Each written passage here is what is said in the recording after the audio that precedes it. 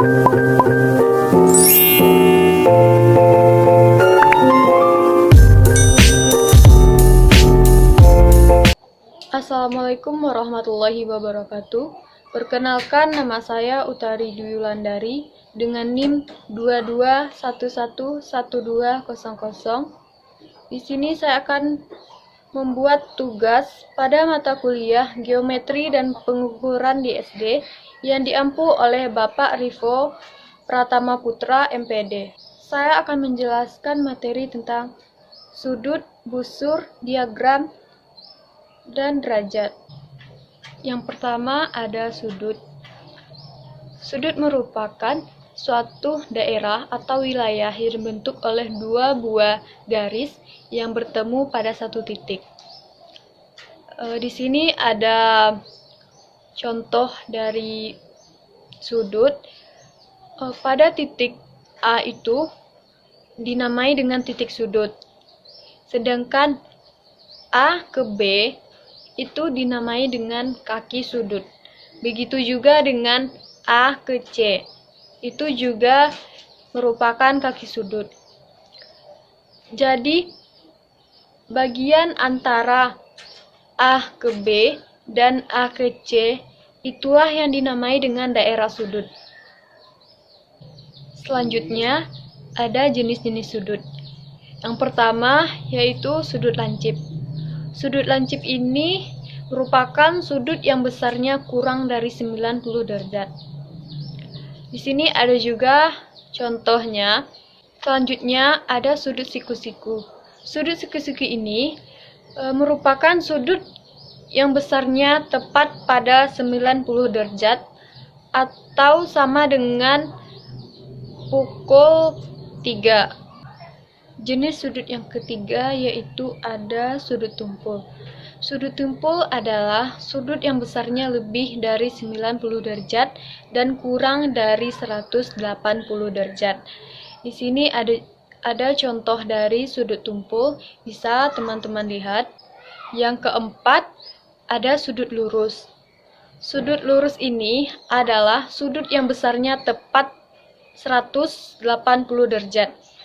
Jika digambarkan, sudut ini tampak seperti garis lurus. Selanjutnya, menggambar dan mengukur sudut dengan busur. Caranya, yang pertama, di sini karena sudutnya berbentuk PQR, jadi yang pertama, gambar ruas garis PQ.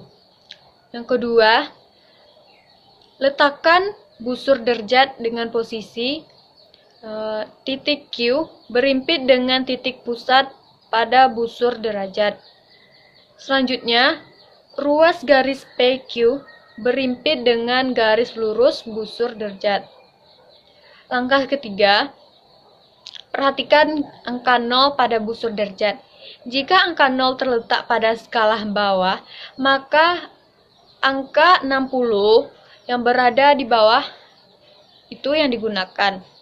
Sedangkan jika angka 0 terletak pada skala atas, maka angka 60 yang berada di ataslah yang digunakan. Selanjutnya, beri tanda pada angka 60 derajat, diberi nama R. Yang terakhir, hubungkan titik Q dan R sehingga PQR sama dengan 60 derajat. Materi yang kedua yaitu busur derajat. Busur derajat adalah sebuah alat yang bisa digunakan untuk mengukur dan membentuk sudut. Satuan ukuran sudut dengan satuan busur derajat yaitu derajat. Di sini terdapat contoh dari busur derajat sekaligus dengan contoh pengukurannya. Jika hasil pengukuran menunjukkan angka 50, berarti besar sudut yang didapatkan adalah 50 derajat. Jadi, besar sudut yang diukur pada busur derajat di sini yaitu 50 derajat. Materi yang ketiga yaitu diagram.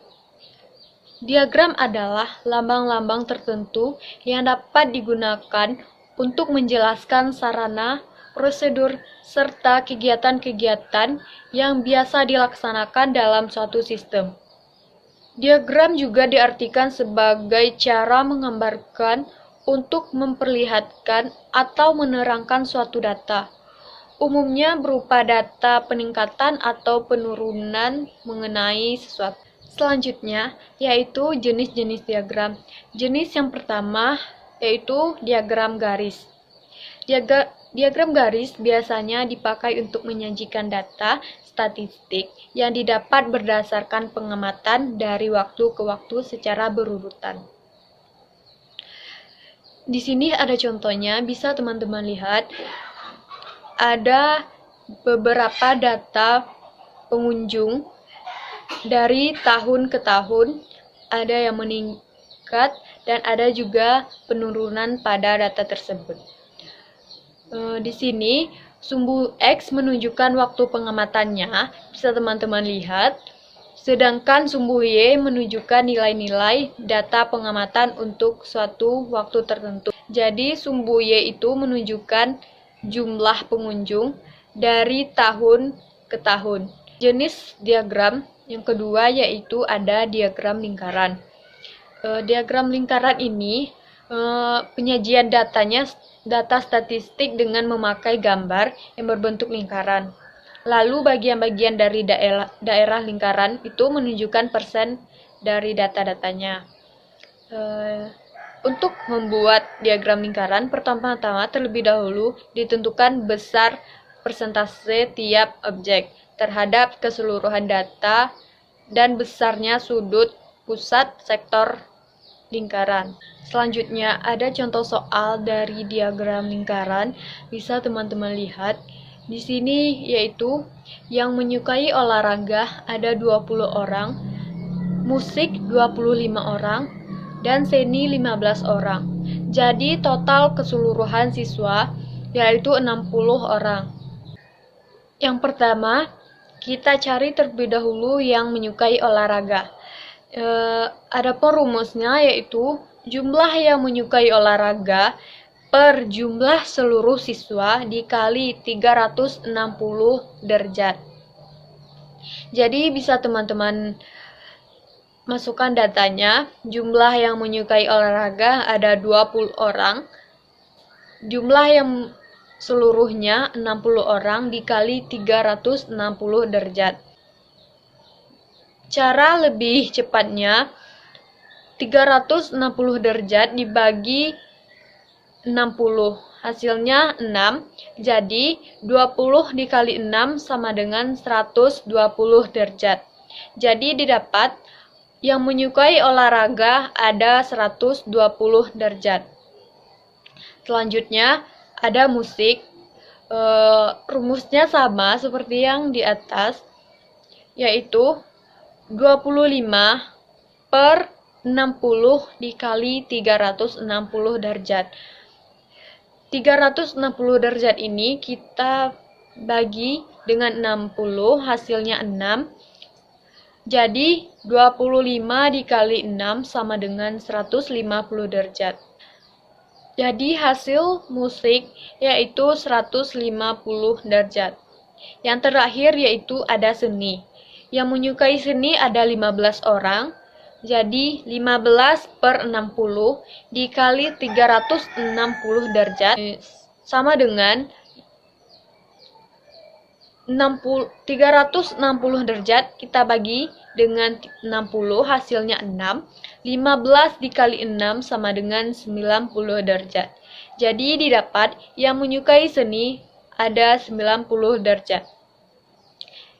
Bisa teman-teman lihat di sini sudah ada diagram lingkaran dari soal tersebut.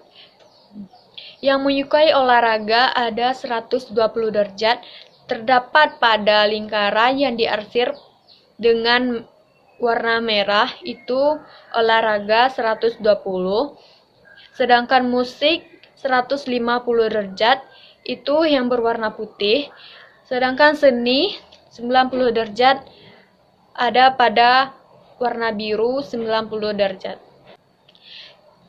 jenis diagram yang ketiga yaitu diagram batang. Pada umumnya, diagram batang ini digunakan untuk menggambarkan perkembangan nilai-nilai suatu objek penelitian dalam kurun waktu tertentu. Batang menunjukkan berbagai keterangan dengan batang-batang tegak ataupun mendatar. Batang-batangnya itu terpisah dan sama lebarnya. Ini contohnya saya ambil batang-batangnya itu tegak. Yang keempat atau yang terakhir yaitu ada derjat. Derjat biasanya disimbolkan dengan simbol ini, bisa teman-teman lihat, atau dinamai dengan derjat. Derjat merupakan ukuran sudut yang dapat dibentuk pada sebuah bidang datar, menggambarkan 1/360 dari sebuah putaran penuh. Artinya, besar satu derjat adalah satu juring pada lingkaran yang dibagi menjadi 300 buah juring yang besarnya sama. Hanya itu materi yang dapat saya sampaikan. Mohon maaf atas segala kesalahan dan terima kasih atas perhatian teman-teman semua. Saya akhiri dengan Assalamualaikum warahmatullahi wabarakatuh.